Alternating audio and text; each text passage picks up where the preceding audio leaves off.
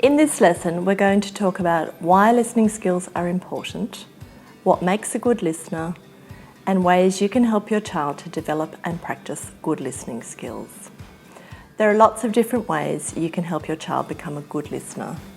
We have games, activities, and suggested apps to help your child become more aware of the sounds around them and to develop their listening skills.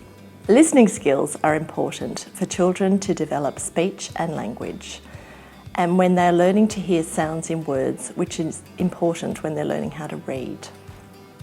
Keeping your child's ears healthy. Your child may have experienced some middle ear infections and associated hearing problems since birth.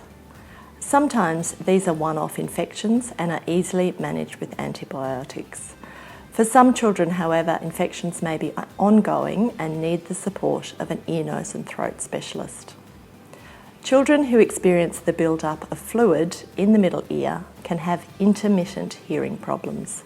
This means that sometimes they'll be hearing quite well and other times they'll have trouble hearing. As a result, these children may have trouble listening and attending to sounds. One way to help maintain healthy ears is to teach your child how to blow their nose properly. This is important because internally, the back of the ear is connected to your nose and throat with a tube. This is called the eustachian tube or ear tube, and that tube drains away any fluid that builds up in the middle ear. When you have a cold or flu in your nose, the tube can get blocked and this can make your ears sick. You need to tell your child that if they have sore ears, that they need to tell you. You can ask your doctor or practice nurse to check your child's ears if you're concerned. They can look at the ear canal with a special instrument called an otoscope to examine the appearance of the eardrum. It usually doesn't hurt, but if your child does have an infection, their ear may be a bit tender. Ear infections can present in your child in a whole lot of different ways. So they may not be able to hear properly. Their ears may be red or warm or sore.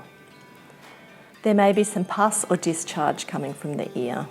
They might feel sick or have a fever. They may be grumpy, sad or a little bit naughty. They might not feel like eating. They could have diarrhea or vomiting, or sometimes there aren't any symptoms at all. Blowing your nose is a good way to help equalise the pressure in the middle ear and keep the eustachian tube clear. So it's important that you teach your child how to blow their nose properly. So take a clean tissue or handkerchief, cover one nostril and blow gently out the other nostril. Now there might be a lot of discharge and mucus, there might not be very much at all. And then swap sides. Ask your child to cover the other nostril with the tissue and blow into their tissue or hanky. Then you need to throw the tissue away, fold and put away your handkerchief and wash your hands. Do this regularly, especially if you notice that your child is sniffing or snuffling or wiping their nose on their hand or sleeve. It's much better to get that stuff out than sniff it back up.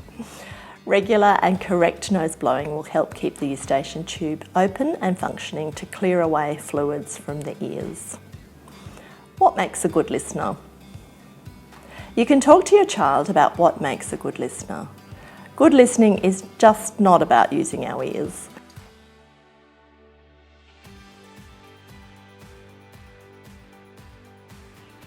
We need to look at the person who's talking to us. You can encourage your child to do this and remember to give them lots of praise for the behaviours that you want to encourage. So tell them, it's great when you look at me because I know you're listening to me. Often parents will say, stop, look at me, but they don't explain why this is important. So be really explicit. When you look at me, I know you're listening. And this works both ways. You need to do it too. Take the time to stop and to look at your child and give them your full attention. This is the best way to teach it and to model it. Jed, can you look at me please? So we're going to play a game and it's going to be trying to match the rhyming words. You look at me and I know you're listening to me, okay? Are you listening? Listening moments. Encourage your child to listen for a moment, and you can do this with them. Set the stopwatch or alarm on your smartphone for 30 seconds or perhaps a minute, depending on how old your child is, and ask them to lie down and listen for a moment. When the alarm goes off, they can tell you all the different sounds they heard, and you can tell them all the different sounds you heard. They might like to draw pictures of the things they heard. Big Ears Listening Walk. In the tab for this lesson, you'll find a resource for this game. Cut out the big ears and attach them to a headband and put them on. Walk around together, listening for all the different sounds you can hear. And then talk to your child about everything that you heard. I heard a dinosaur. A dinosaur? Is that all you heard? Did you hear anything else? What else did you hear on your listening walk? Monty and Shyla. What were Monty and Shyla doing? No, talking to each other. What were they saying? I didn't know. You can't remember? And I saw a cow in a truck. You saw a cow and truck, but did you hear them? Because you were listening with your big ears. What sound did the cow make? Moo. Really? Wow. And then the dog made Really? They were talking to each other like that, were they?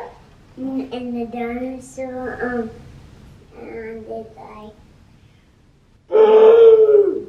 Wow. Where was the dinosaur at? next to the truck. Next to the truck. And the truck nearly ran over the dinosaur, and the truck went,